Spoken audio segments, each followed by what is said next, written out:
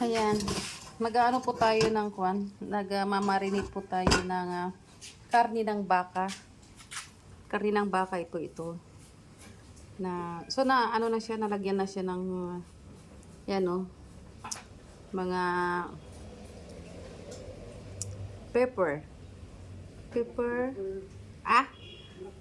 Black pepper, then ano pa? Ayan, magic sarap, bawang, sibuyas na tinadtad, at dapat hindi siya maalat. Ayan. So, ang gagawin dito ay gagawin, ano ba yun? Sa Pangasinan is pigar-pigar. Ang pigar-pigar is balibaliktad. Ganyan. So, maglalagay kami ng ano. Ito mga, ano to? Mga 7 kilong ano ito, karne ng baka. Yung puro laman. Purong laman po ito. Na yung pinili kasi dapat yung soft yung kwan niya. Hindi siya matigas kapag niluto muna siya. Malambot. Ayan. So, dapat piling-pili yung gagawin mong pigar-pigar. So, pagkatapos nito, ilalagay siya sa, sa freezer. Kasi hindi pa naman iluluto. So, ayan na. Timplado na siya. Tinitimplahan na siya. Ayan.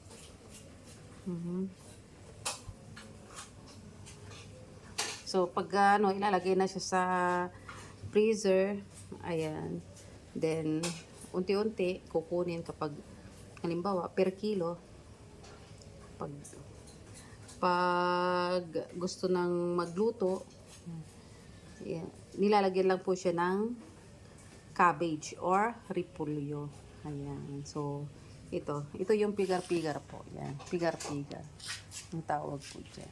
Okay. So, mamaya, ilalagay na po ito sa plastic. Din ilalagay dun sa freezer. Ilalagay siya sa container para malinis siya. Ayan. Pero ano na siya kasi, nagdi-discolor siya because of the camera that I'm using. Okay. So, it's somewhat reddish, but the true color of this is not that red. Ano lang siya. Ewan ko ha.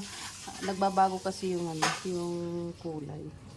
Dahil sa camera na gamit ko. Okay, so yun po mga ka-kernel. Okay? Yan po yung kwan.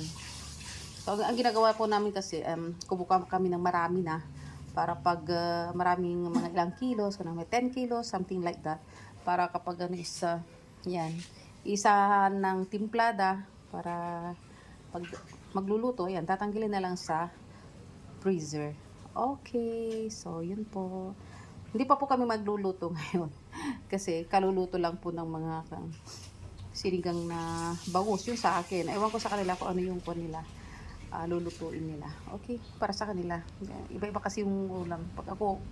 Pag iba kasi yung gusto kong ulam, iba rin sa kanila. Kanya-kanyang kanya-kanyang ulam.